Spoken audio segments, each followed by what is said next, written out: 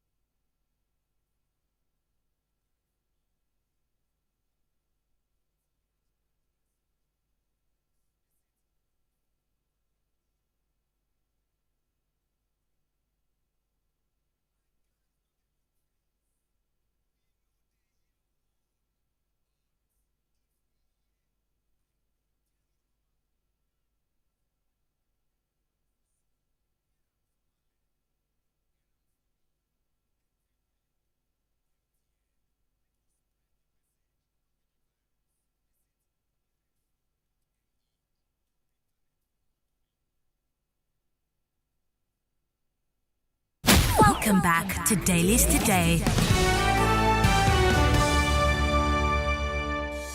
Dailies Today. Dailies Today. On 99.3 Nigeria Info.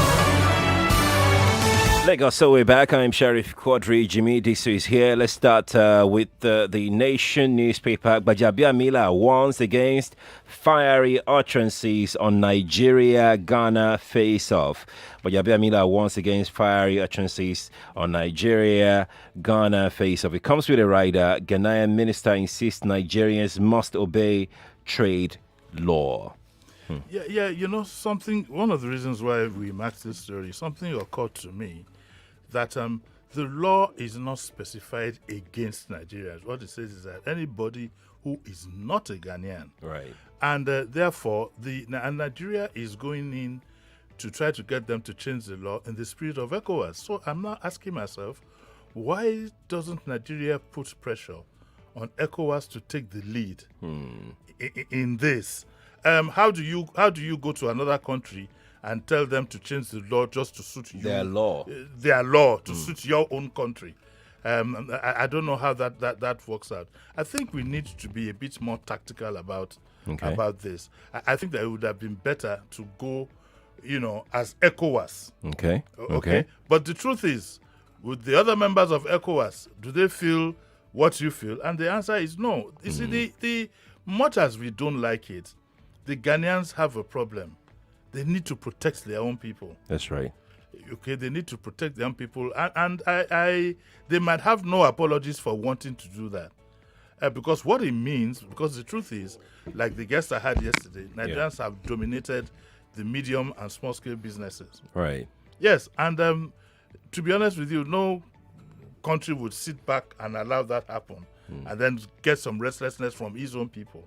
And our population is massive. It is, actually. It is massive. Anywhere we go, we don't go. One, two. And our access to funds, especially illegal, is very wide. So it's so Nigerians have the ability to as much funds as they can to intimidate people. Right. This is the reality. We are not talking morality here. This is the reality.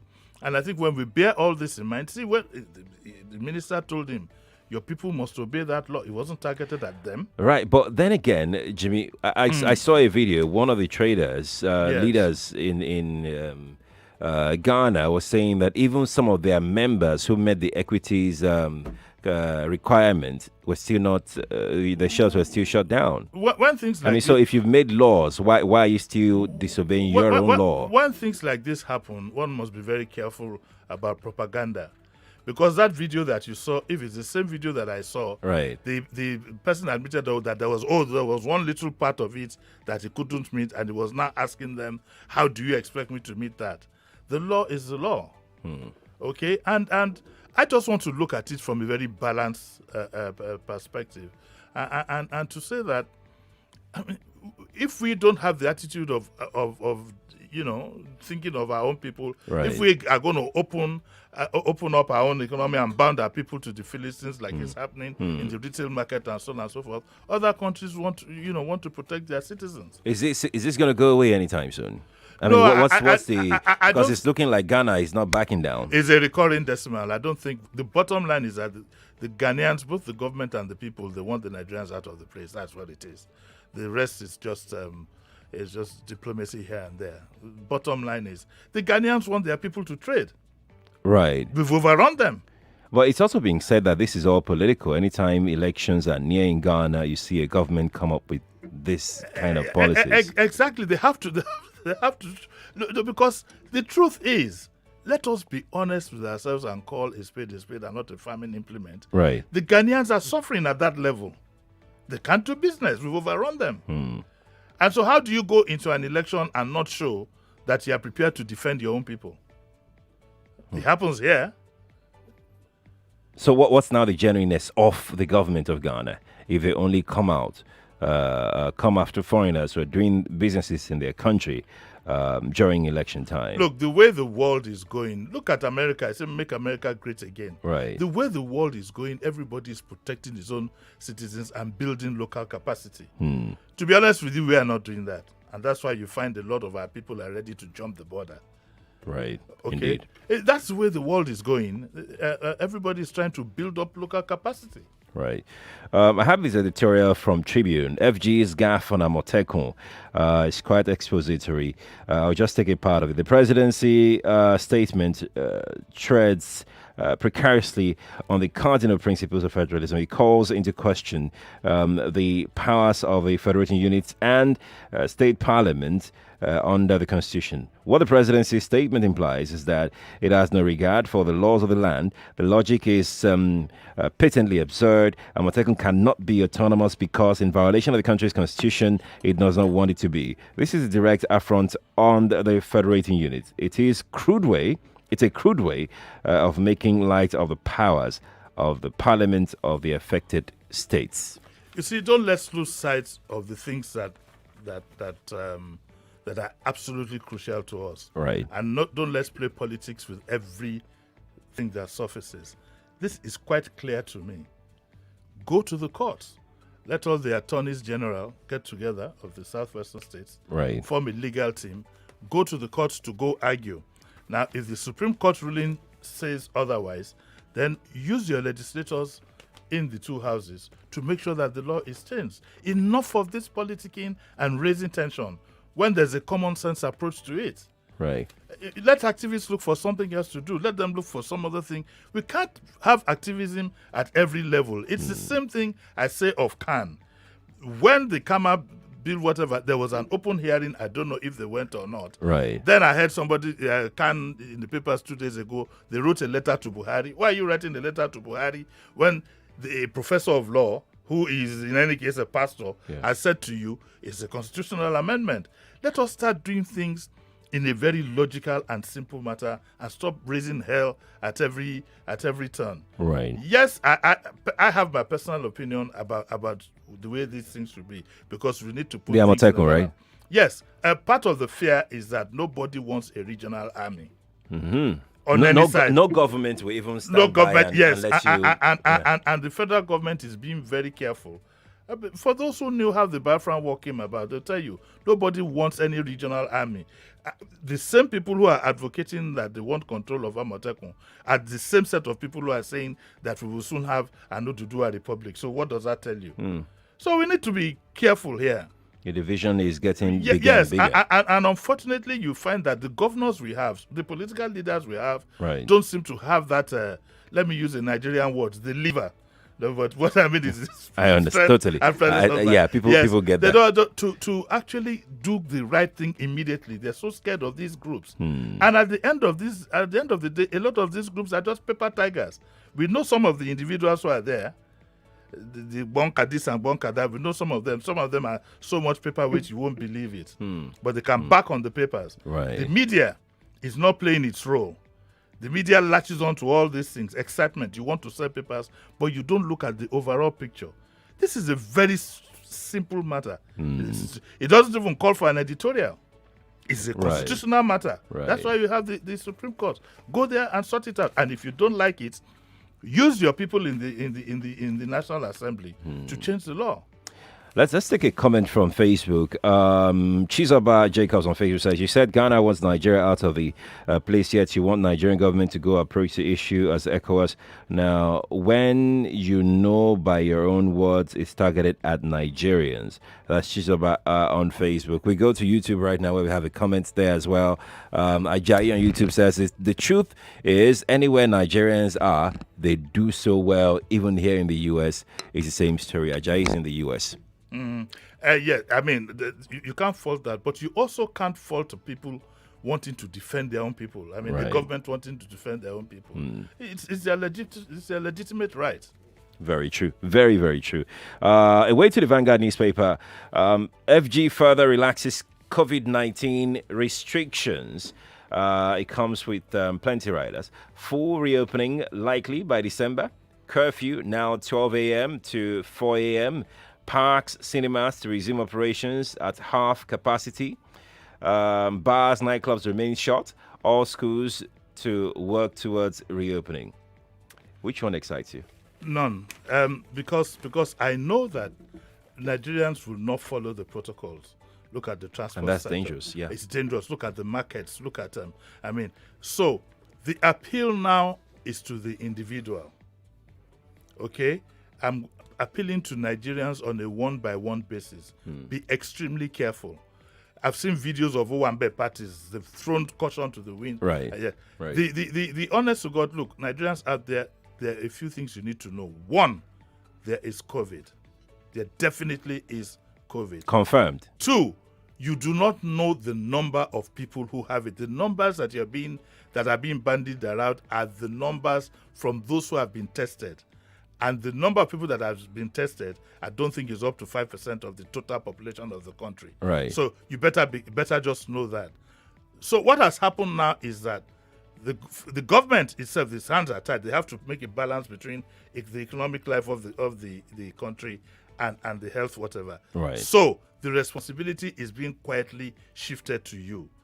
My fellow Nigerians, that sounds so much. Say that again. Say that again. That the responsibility has been shifted to you. Exactly. To the individual. So let them know. And I said fellow Nigerians. I remember it's not a word you should use before people. If I said this in the 70s, this place would be surrounded. Yeah. But my fellow Nigerians, the truth is, you need to be very, very careful. There is no cure. There is no vaccine. Even if a vaccine does come, I'm not going to let anybody vaccinate me for the next 5 years.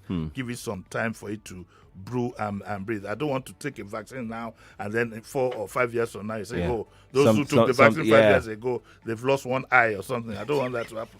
So we need to be responsible. Right. We need to stop being sentimental. It is Sheriff. If I don't go, he'll be upset. No, if he's going to be upset, let him be upset.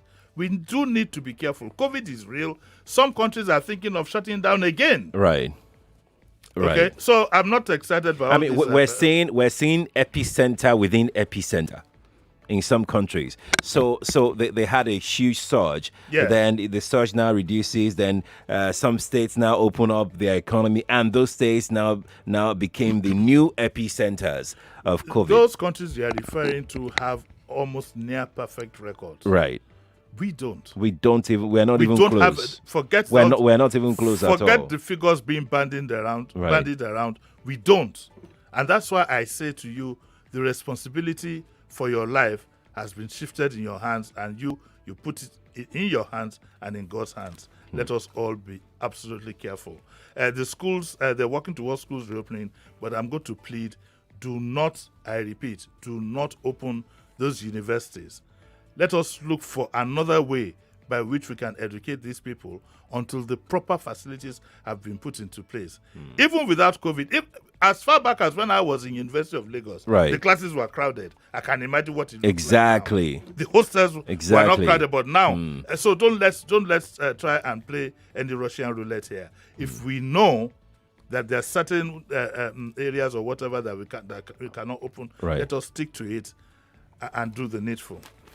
Alrighty. On Twitter, Ifeoma Markin says, Jimi Disu has said it all. Ghanaian government is protective of their people from foreign traders, unlike the Nigerian government, who allows or connive at every Tom, Dick, and Harry doing both manufacturing and retaining in their retailing But that's not what I in said. their open markets. No more margins for local and petty traders. I didn't use the word I think connive. no. I think he added his own. Like Let him write it there that he had.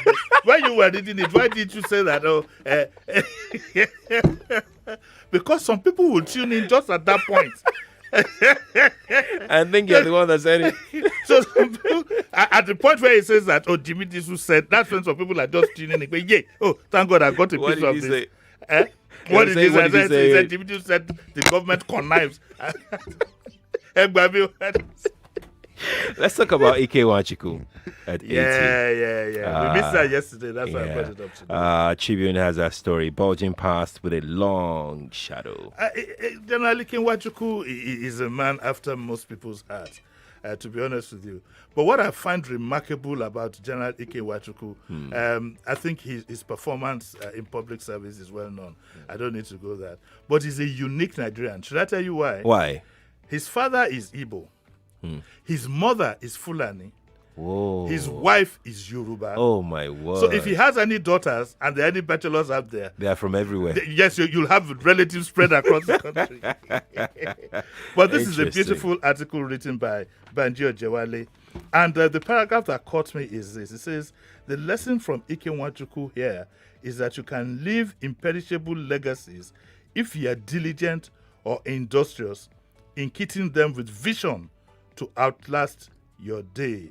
And if your concern isn't personal glory, okay, that's the way he described the life and time so far of General Ike Nwachukwu. General, happy birthday. But for COVID, and by the way, he's a Yaba boy. Oh. Yes, he grew up in Lagos. He's a Yaba boy. I hope there's still some champagne left. It'd be nice to go clink a glass with him one of these days. With social distancing in place. No, that's him just bring the champagne. You can stay at any distance. Okay. From the Nation newspaper, 6 Nollywood actors clinch ambassadorial roles with Lagos Waste Management. That's coming through from the Nation page 14. And I'm sure you're wondering why what's the story in that. Yes. Well, the story in it is that Loma needs advocacy, okay, to encourage people. They need these ambassadors so they can encourage people to have good habits and so on in the environment. But Fashola started something, but it never really took off. And it's something that we had in the 60s. Right. I think this government should look at trying to appoint some people justices of the peace in neighborhoods. We had it in the 60s. The justice of the peace in my own neighborhood was the late Pa Ogunbi. I think he was a retired magistrate. Okay? And he had some powers. So Pa Ogunbi was the one who would walk past your compound and tell you, you haven't swept this place. You know, you can get retired people. Retired PAMSECs, retired directors, people of nobility and so on and so forth. You can get very responsible citizens to be justices of the peace in their own neighborhood. And you give them the power of the barest minimum arrest. Because what you have now, Loma cannot cope. The ministry cannot cope. The Ministry of Environment started a campaign. They said, we are going to start from Ikoyi. Right. We are going to clean up the whole environment. They started in Ikoyi and stopped in Ikoyi. Look at Yaba, Sulere, Agege. Because of corrupt practices and minimal, staff, Right. it's difficult for the government to enforce. So what you need to do is, in certain neighborhoods, now don't make it political. Okay. Don't make it, but in certain neighborhoods, look, retired people, 60 plus, you can get the Landlords Association to nominate somebody, make him a justice of the peace, give him minimum powers, and so on and so forth. And maybe over time, we will have a much better environment. So that's why I wanted to highlight this story, that it's not just to get comedians and so on and so forth to see the ambassadors. Right. That's not the way to go. Is enforcement. In any society, in any country, Totally. enforcement when it comes to traffic and environment. Don't expect people to just comply. No, everybody would like to throw his refuse somewhere and move on. Right. Once he knows it's not going to be seen. But I remember the discipline of the good old days. Do you know, as I speak, I can't cross a lawn. Yes, now for 5 years, you couldn't dare cross a lawn in the school that I attended. Can you cross a lawn? Because I said I can't cross a lawn. No, I can't. What do you want me to say now? Because as soon as you heard that I said I can't cross the lawn, you too, you said. What do you want me to say? Stop, I will not say I can cross the lawn. Stop cheating. On radio. Stop cheating. Let's take a look at this story. Is very interesting. When he featured in the news this morning, I was like, okay, Air France, Lufthansa, KLM, others bad. That's the story from the Nation newspaper. Yes, it's a problem for travelers. Because what it means is that you have the total mercy. If you're going to the UK, for example, you have the total mercy of BA and Virgin Atlantic, and with 4 flights a week, allocated to them, I don't think they will cope. What are we going to do? We are going to shift business to our neighbors. Right. Yes, you want to go to the States, you want to go KLM. What do? You hop on the flight, go to Accra from Accra, or you can't drive across the border. I mean, if the roads were good. Yeah. For a night flight taking off from Cotonou to France, you could drive down there. But if you drive on that Lagos-Badagry road, the flight would have almost gotten to Morocco. You still be on the road. But what we have done is, what we have done in reality is we need to look at I hear that this is supposed to be reciprocal. But in doing some of these things, let's be practical. Okay? Let's be practical. Because like I said, what you've done is you've shifted business to... But they are not allowing flights to come in from Nigeria. What else can we do? Yes, but I'm sure if you allowed them come in, they find a way to get you there. Ultimately, it's for movement. Okay? And the government said specifically that is reciprocal. Yeah. And I think that for a country that is begging for FDIs at this point in time, we need to be careful. But isn't it time as well isn't it time for us to start putting our foot down and say, okay, look, you can't take this country for a ride. You can't put. You can't. They know that they have markets here, Jimmy. That's a fact. It's a truth. But still, they went ahead to say that flights will not be coming from Nigeria to their country. Sheriff, they're taking us for a ride. Sheriff, how many times did I call you? Two times. One more time, Sheriff. let me be honest with you. Right. We are in very, very bad shape. We are in no position to dictate anything to anybody. It's the same reason why you will not find me now going to any rally in Ojota or whatever because of this fuel price increase. Okay, I would ask anybody, if anybody asks you to come for a rally or whatever on this fuel price, no. Why? But it's an old exercise that we know where it will end. Let's leave it at that. I don't want to offend anybody.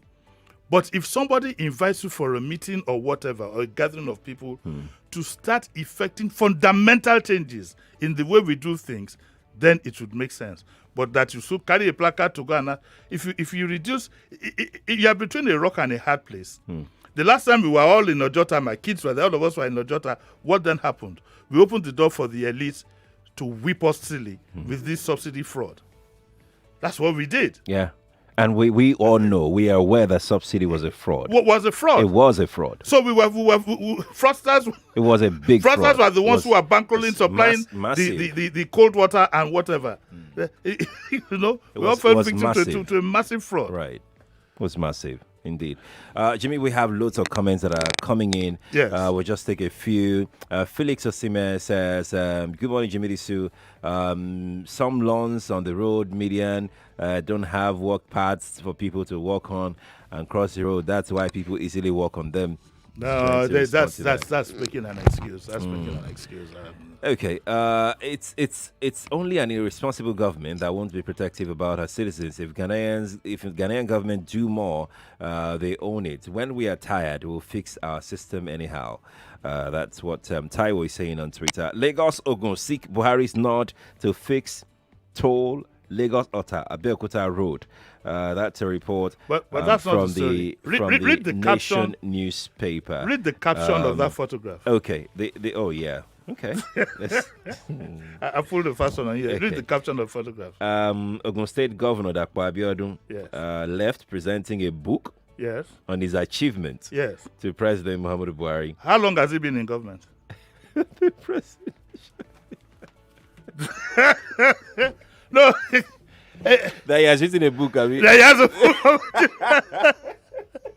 How long? Our politicians are, and it's a nice book. You can see it's a well-printed book. But I'm wondering what content it would have. So when I saw it this morning, I said, "Oh my God!" I'd like people to go look at what paper is that? That's the Nation. The Nation, Right. and it shows the governor presenting the book. A governor who is just a little over a year, and he had a late start. It's just over a year, and he says he's presenting a book. The book has him on the cover. Okay, as usual, our governor's a bit of megalomania there. The book is on the cover, and just 1 year. So at the end of 4 years, I'm sure he will have 4 books. Whoa. Whoa. That's some achievements there. Who paid for the printing and whatever of that book? State's money, definitely. Okay. State money. Ogun people's money. I keep maintaining what we need a fundamental change in our thinking and the way we do things. We need a fundamental change. 1 year in government and you have such a glossy book. I wonder why the president took it from him. He came for a visit. You see, that's why people like us can't be president. When he says, I have a book for you, say, book. What have you done? That well, you've only been in government for 1 year. What's in the book? A man like Ambassador would have. I trust. I trust. Ambassador they invited him to commission a poultry. Yeah. They showed him this poultry has been in existence, blah, blah, blah. Ambassador said, but I don't smell chicken feces here. Poultries have a peculiar smell. Yeah, of course, yeah. Is that what, this looks quite nice, but I don't smell, there's nothing to indicate that, until we have until we change the way we do things, we are not going anywhere. Jimmy, what's coming up at 9? At 9 o'clock, I'm doing a free service for our listeners. Okay. Those of you who have just come into big money, who have just made it and so on and so forth, you want to send your kids abroad to school. Yeah. I'm going to get an educational specialist who will tell you, A, whether you should do it, B, how to go about it. You see, the question is this. Do not let your ego get in the way when you want to make decisions about your children. You want to send your child to the most expensive school. But what exactly would you meet there? You want to send your child sometimes, you say you want to send them abroad very early. Right. Those who did that in the past, see where it's gotten them. Would you be happy, for example, instead of your child to come back to talk about Janet and John, they now talk about Janet and John and John? Do you get that? Yeah, I do. I got your juice. I'm sure you wouldn't want that. Allah will say, Nije.